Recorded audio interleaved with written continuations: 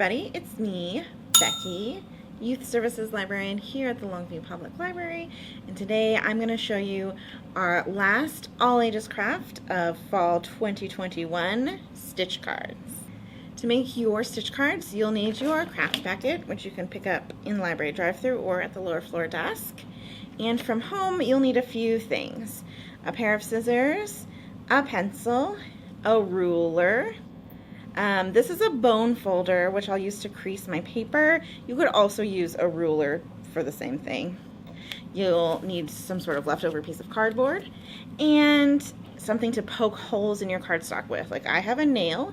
You could also maybe use a screwdriver or something similar. In your craft packet, you'll get 2 pieces of heavy-duty white cardstock, a few lengths of different colored yarn, and a yarn needle. To start, you're going to take one of your pieces of cardstock, and you can decide to do one big card, or you can cut it in half and do 2 smaller cards. I'm going to make one big card. So I'm going to fold my cardstock in half. This is a pretty heavy cardstock, so it helps to have something to crease it with. This is called a bone folder. If you work a lot with paper, like at a library, you might have one of these around. Or you can use the edge of a ruler or even a pencil to help you make that crease instead of your finger. But I'm just going to push it down like that, so I have my card. The next step is to draw your design. You can do anything that you'd like, but I recommend starting with a simple tree design.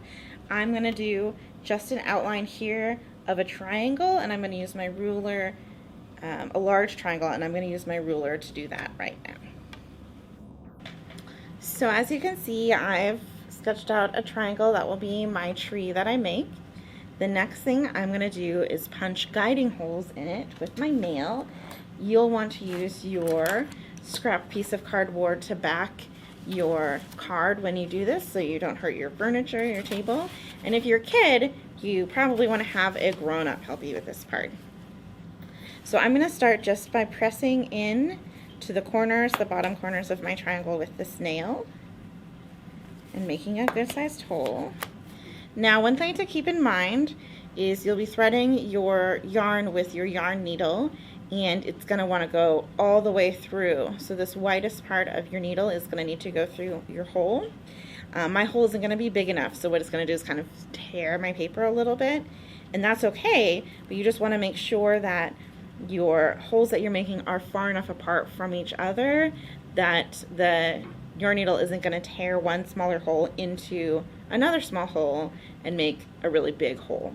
So I'm going to be putting at least 1/4 inch between each little hole, maybe a little bit more, and I'll show you what that looks like. So this is what my card looks like now with the holes punched into it. The next thing I'm going to do is choose a color of yarn and thread my yarn needle. You might want to cut the length that you have smaller so it's a little easier to work with. And I'm going to start from behind here and at the bottom, and you can really stitch your card any way you want to. So in my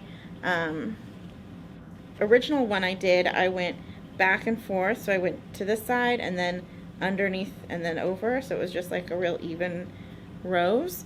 But you could go like across and make, you know, all different kinds of designs with your stitching. So I'm just going to thread this through, and like I said, it's going to tear a little bit. And then on the back side, I'm just going to leave a tail, and then once I've threaded more in, I'll tie that tail to yarn.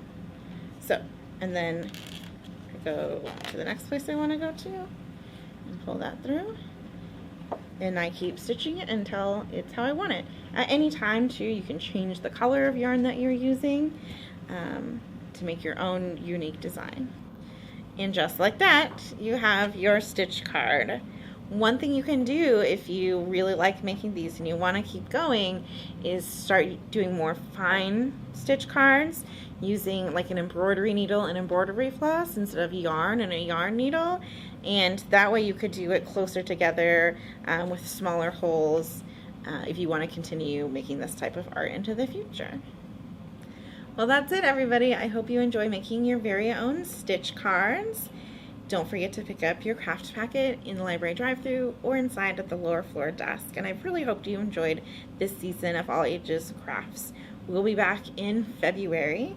In the meantime, we'll have our winter reading program starting January 1st. It runs the entire month of January and is open to all ages.